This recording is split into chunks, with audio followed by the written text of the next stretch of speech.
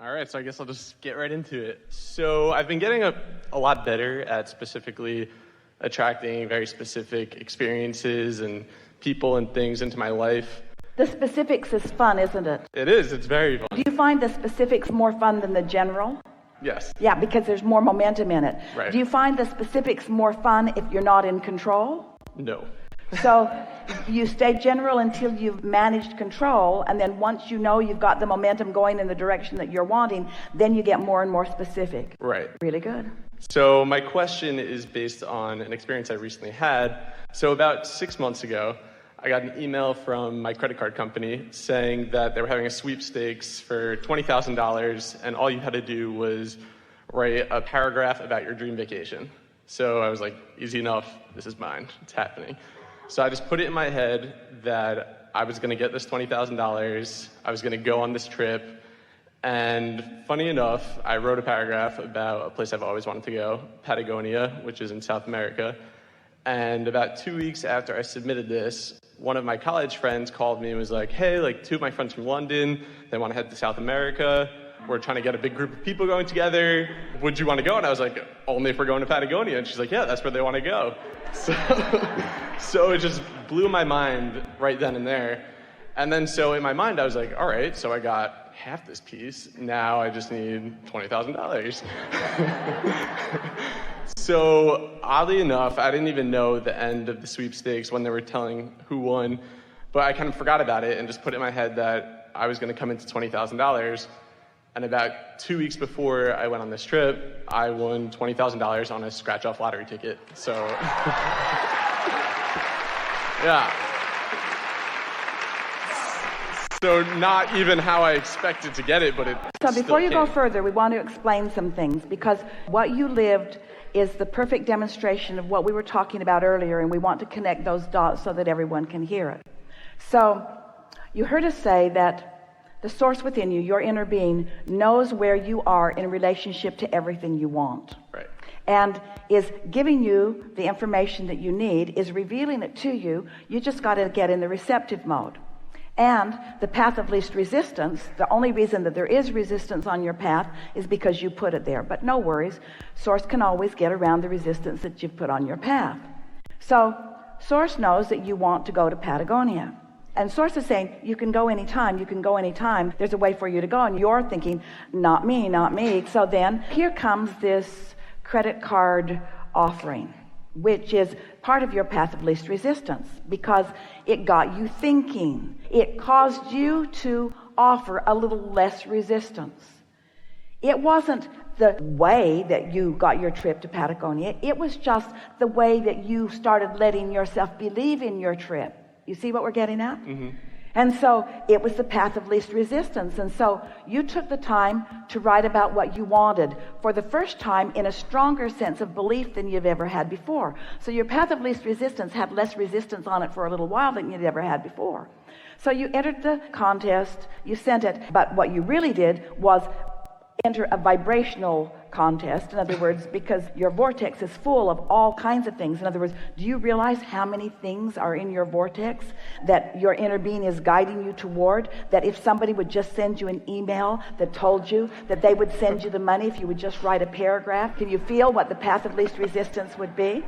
So anyway, the path became a little clearer for you for just a little while, enough so that your vibrational stance was such that now you could be in the receptive mode of what others were planning to do. Right. But all that was missing was the money. And so then you were inspired, the idea, the timing of the idea to the scratch off.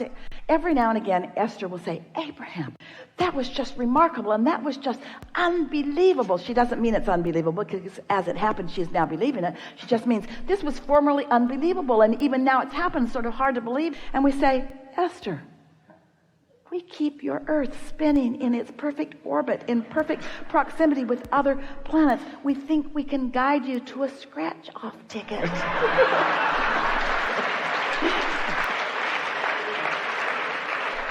You all just make it harder than it needs to be.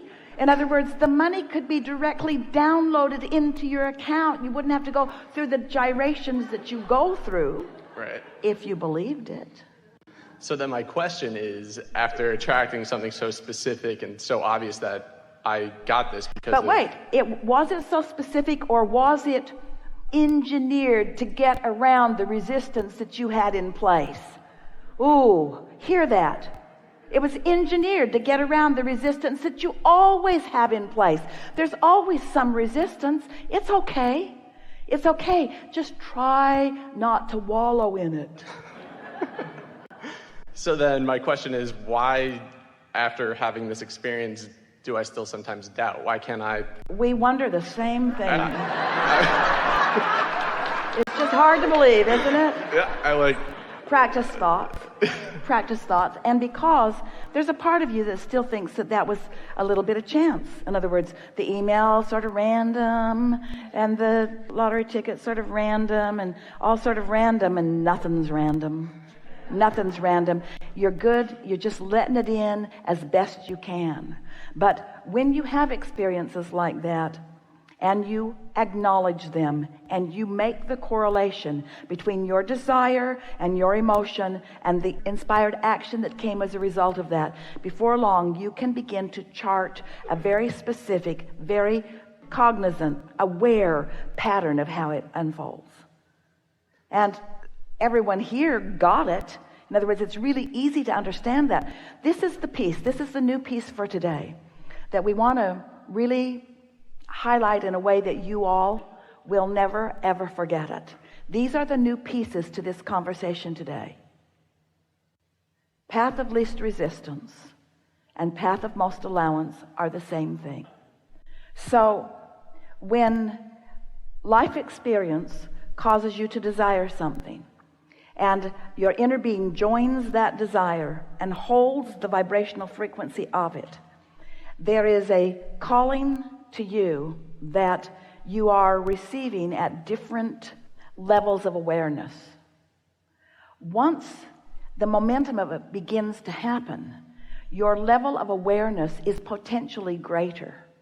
And so the answer to your question, if we were standing in your physical shoes, the question we would be asking is, so how can I do this again and again and again and again and again? And the answer to that is by being general enough that you allow the momentum to get going, and then being alert enough, aware enough to realize that as it is going, that you can feel the momentum of it, that you can actually feel that you're on the path of it, and then deliberately enhancing that feeling of alignment as you go. So we want to go back to the first questions that we ask you. Is it more fun to go slow or fast? Slow. Is it more fun to go slow or fast? Fast. Well, it's more fun to go slow if you're out of control. Esther got into her little Audi R8, and we promise you she had no intention of going slow. Definitely not. It sits low to the ground. It is aerodynamically engineered. There is close to no resistance in the transmission and the engine combination in that thing. It is the most energizing physical experience that she has ever experienced, because the creation of it is an example of close to no resistance. She found that she's been driving around in these big buses where when you go around a corner you got to slow way down. Not the R8. Don't need to slow down. She decided to test it to its limits. How fast can I really go around this 45-mile-an-hour curve? 45 seems ridiculous. In a bus, yes, but in the Audi R8, no. In other words, testing the limits. She spent hours one night out in the middle of the desert, all alone, taking that off ramp and then driving the 5 miles to turn around, then taking the off ramp again. And she figured that if she crashed and burned, she wouldn't bother anybody because there was nobody else around. She wanted to know, how fast can I take this 45-mile-an-hour corner? And she knew when she'd reached her limit. She could tell that's the last free pass she was going to get.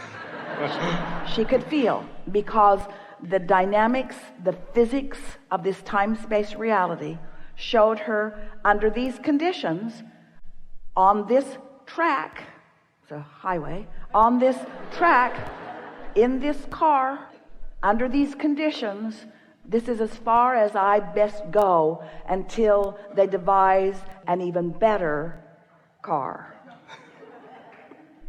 Or an even more experienced driver. There are a lot of variables there. So that's what you're doing. You're testing your limits. So when we ask the question, is it more fun to go fast or slow? There's no right answer to that, really. Conceptually, fast always feels better, provided there's no resistance. But if there's resistance so that fast makes you uneasy, then you want to slow it down. And so the answer that we want to come back from you is, Abraham, I'm not looking for fast or slow to be the right answer. I'm looking for alignment to be the right answer. I want to go as fast as I can go and not crash and burn. That's really what you want to say. I want the energy to go as fast as it can go and me not offer resistance. So if you've got a belief that has a lot of resistance in it and you beat the drum of a desire, you're setting yourself up for a tug of war, because as you amplify your desire, given the resistance that you hold, now there's more resistance within you and you're not having a fun ride. And so we don't ever want you to believe that your work is to slow down the desire, because you can't really slow it down. But don't try to amp your desire faster than the boundaries of your resistance. Can you hear what we're getting at? And so the true work is in the releasing of resistance. The true work is in meditating. The true work is in putting your feet in the bay. Your true work is in getting outside and finding yourself happy with nature. Your true work is anything and everything that you can do to bring yourself into alignment with who you really are. And once you know you're in alignment, then turn your attention to things that you care about. But if you turn your attention to things that you care about before you're in alignment, now you might be going too fast for the course, and then. Good answer? Perfect. Thank you.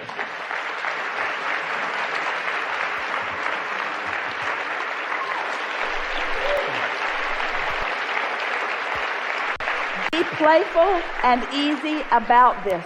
Don't make hard work about it. We offered more words today than are necessary or even wanted by you. Just be playful, be easy, have fun, and trust that you have access to this infinite intelligence, and that it is projecting to you and through you all day, every day.